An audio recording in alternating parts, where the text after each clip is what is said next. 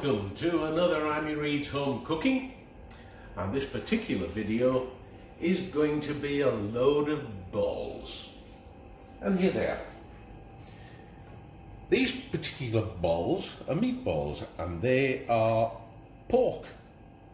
Basically it's pork mince with a little bit of apple in it and some flour to help bind it together and some onion, little tiny bit of onion in there. And you may think we've been spending hours making meatballs.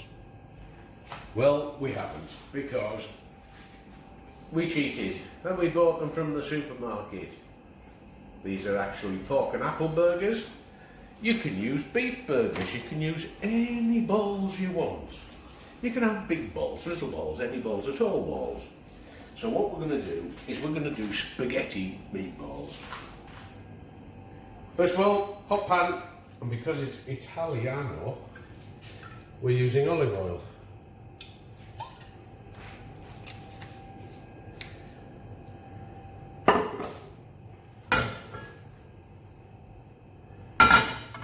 Pan nice and hot. You see the oil starting to shimmer. And in goes our balls.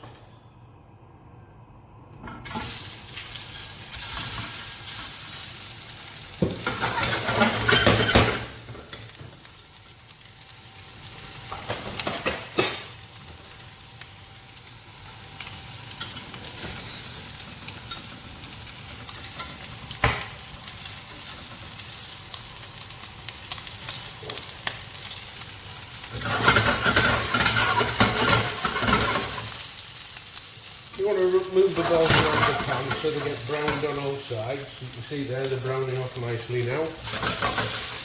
You don't want to get the pan too hot because the olive oil doesn't like to be too hot. Make sure you get your balls browned, because you can't beat brown balls.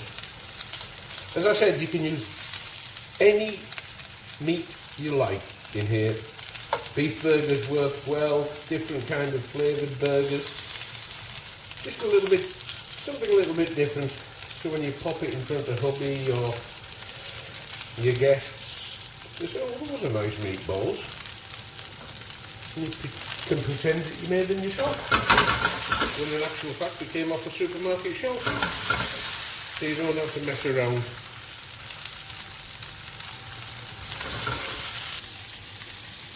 And that's what you want to do. Keep them moving about until they're nicely brown. And when they're nicely brown, take them out, drop them into a bowl. And you can see in the bottom of the pan, there's lots of fonds, that dark colour. That's not burnt, that's just nice fonds. Because in the same pan, we're going to add a little bit more olive oil, just a bit.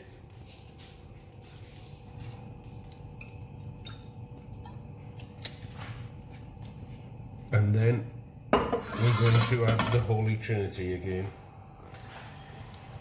This is onions with some crushed garlic, finely chopped carrot and celery. Italian, it's a sofrito. In French, it's a mirepoix. But as we're doing an Italian sauce to go with spaghetti, we'll call it a sofrito.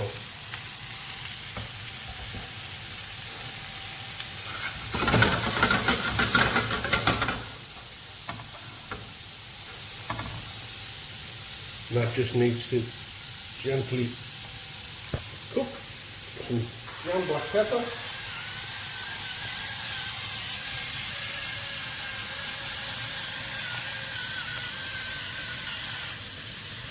And some salt.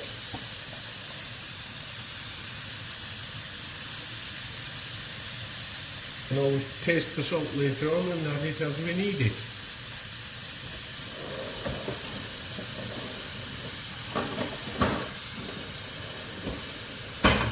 Spin it out. See the way all the fronds are starting to come out, putting flavour back in.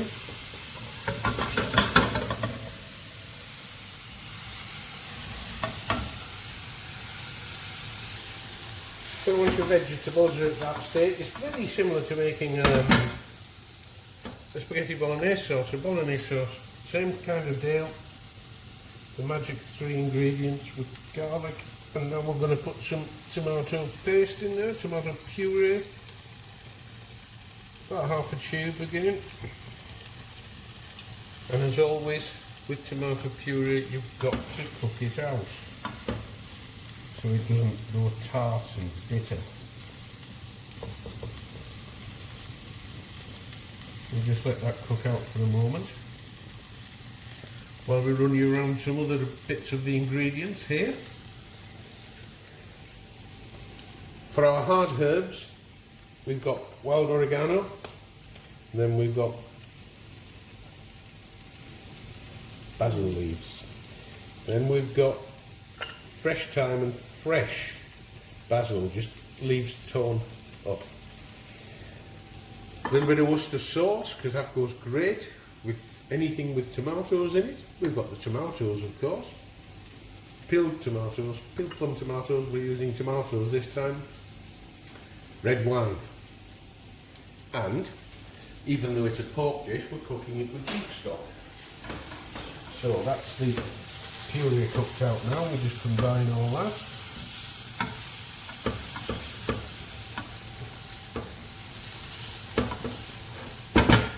And then into that we're going to put some red wine and reduce it to a syrup.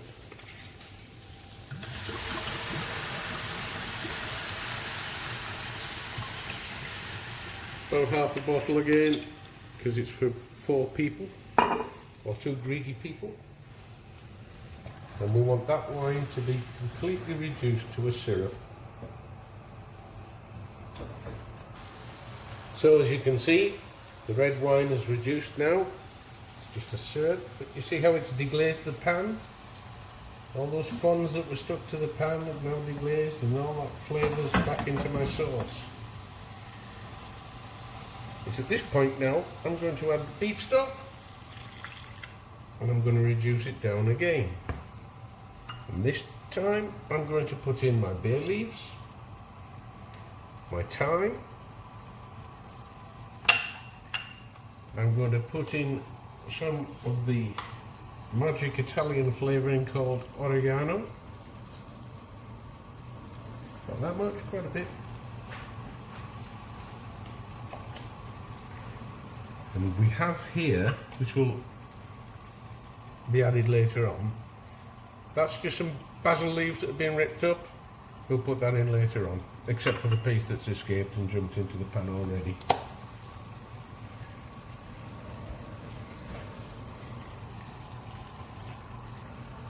Give it a mix. Keep it on a high heat to let it reduce a bit.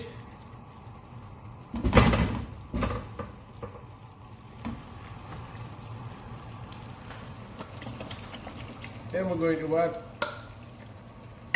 2 tins of plum tomatoes.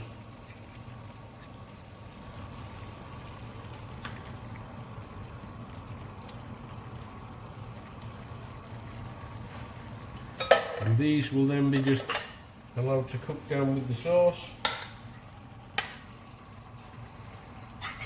and it will produce a beautifully tomato flavoured sauce for our bowls and our spaghetti. Lea and Perrins, because tomatoes are involved. And that's it. Just let that all cook down now.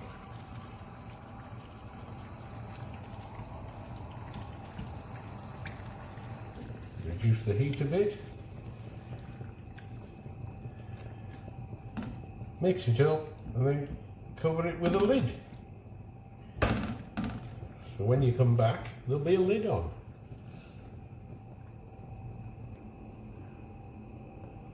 Okay, so after about 10 minutes, we're going to add another ingredient into our sauce. One which we've seen before, going into the bolognese sauce. Parmesan cheese. Parmigiano Reggiano.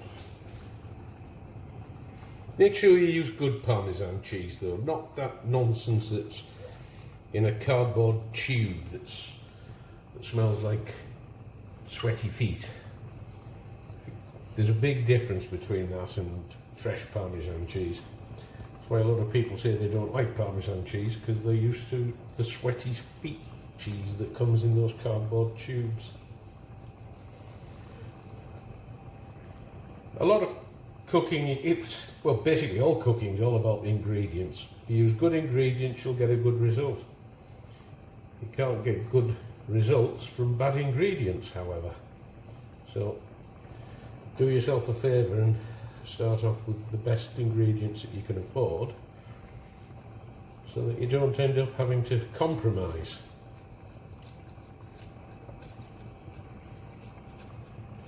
Right, so that's our Parmesan cheese in there. Just give that a stir around. And at this point, you can see it's getting a nice saucy texture. And it's a very good idea if you can keep it in the pan, as opposed to spilling it all over the cooker. So now we're going to put in our basil leaves, because they're a soft herb. They don't need to go as long in the cooking process, but what they will do is infuse their flavour now nicely.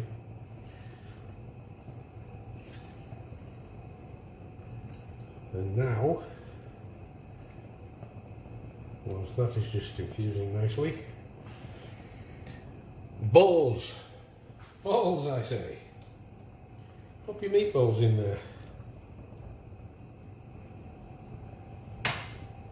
So not only will they heat up, they will cook in the sauce and take on the flavour of all those lovely herbs that are in there.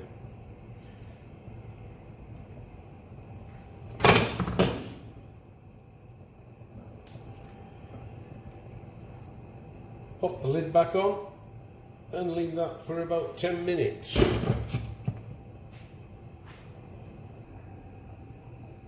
Okay, so after about 10 minutes, you should be looking at something like this. So I'm going to leave the lid off for now, just to let that sauce reduce a little bit more. We can take our bay leaves out now.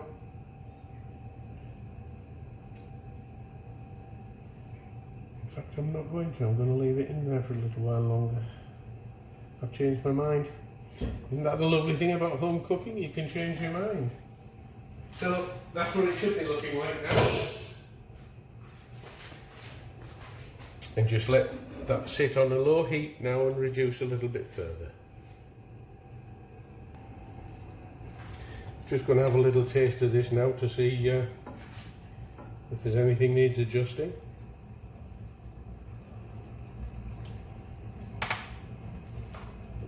Yes, there is. A little bit of brown sugar.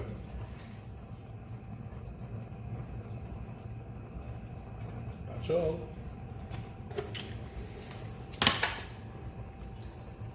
And we're okay for salt and pepper.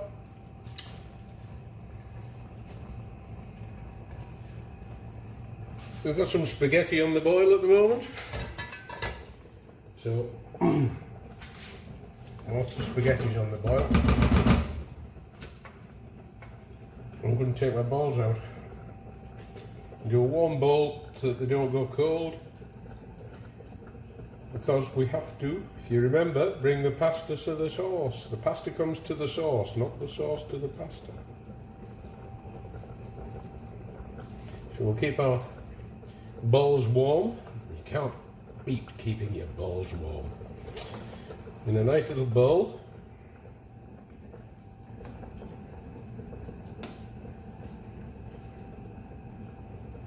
And then that sauce will be ready to take the pasta very soon.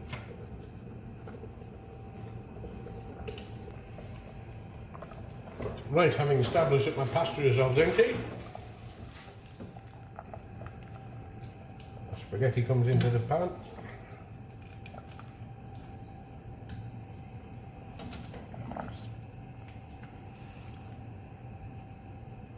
And again, don't worry if you get some of the spaghetti water in there, it actually helps the sauce. In some Italian restaurants, when they're making a sauce, you'll see them spooning spaghetti water or pasta water into the pan to help thicken the sauce, because of all the starch that comes out of the spaghetti. And I think that's about us. And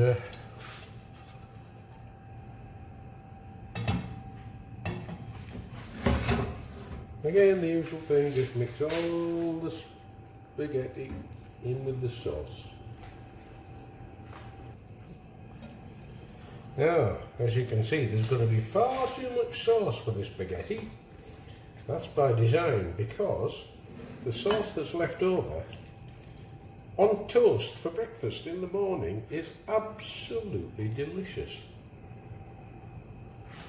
Toast and butter and some of this sauce on top. Now, one of the things you can do with this sauce as well, if you so desire, you can put chilies in it. I haven't put chilies in this one.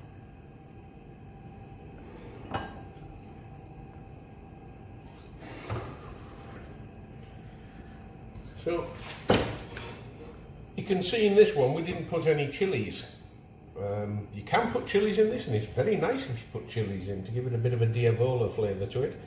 But we're still recovering from the Bicol Express, so we didn't put any chilies in this one. And now we're back with my balls again.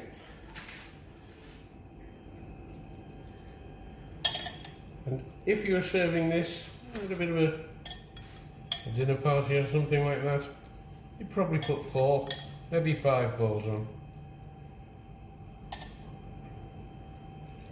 But seeing as how we're going to be greedy, I'm going to put 8 on, because I've got 16.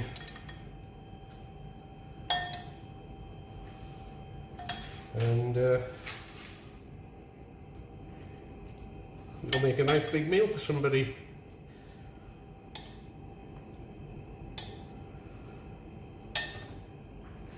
Now we're going to throw the confetti at the bride again, and that's it finished.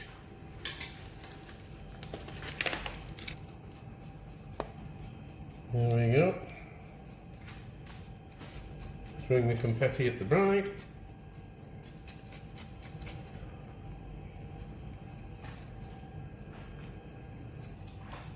And there we have it.